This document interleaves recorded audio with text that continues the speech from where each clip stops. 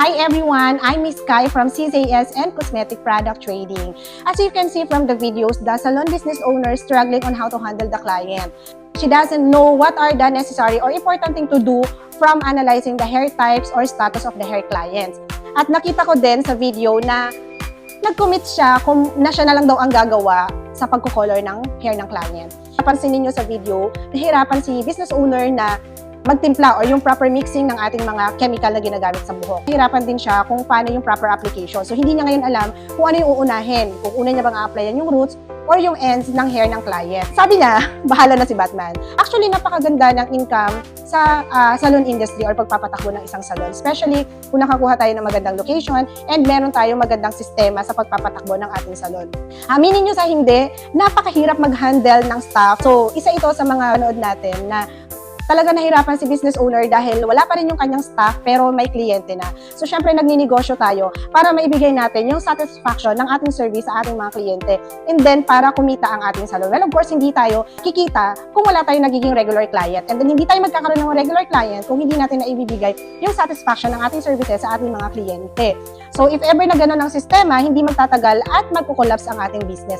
So, paano nga ba natin maiiwasan yung mga ganitong instances? Much better na mag-undergo po tayo ng proper training, cosmetology, makatulong sa ating pagninegosyo. Kasi hindi natin alam kung kailan nalilate, kung kailan mag-absent ang ating mga staff.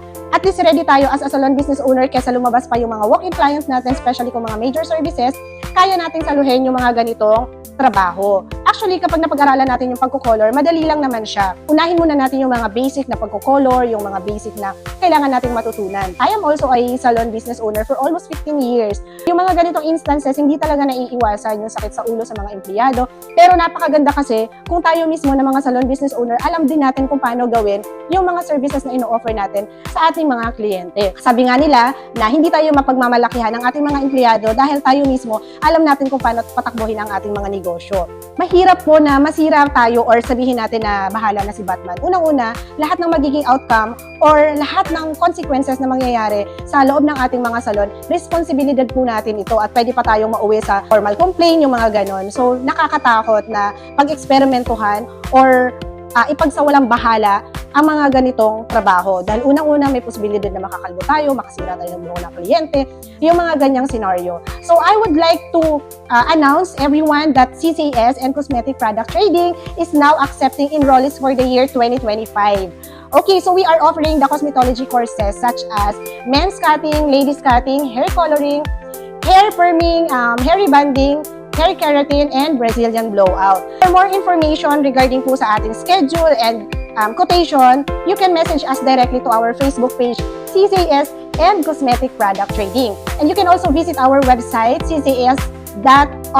So, for more opportunities and updates, pwede nyo pong i-visit ang ating website. So, dun sa mga regular clients na po ng CZS and Cosmetic Product Trading, alam nyo na po kung ano yung business opportunities na sinasabi ko. So, etong training na to, this is not only applicable for the salon business owner, sa mga individual na nangangarap na maging isang hairdresser or hairstylist, this is your chance na makapag-enroll na. Hands-on po tayo dito sa ating training as possible. Lahat po ng gagawin natin or lahat ng courses na ating pag-aaralan, lahat po yan kailangan may model kasi actual po natin gagawin lahat ng mga courses na gusto nating pag-aralan. Again, we are now accepting new enrollees for the year of 2025. Message lang po kayo sa aming Facebook page, CCS and Cosmetic Product Trading.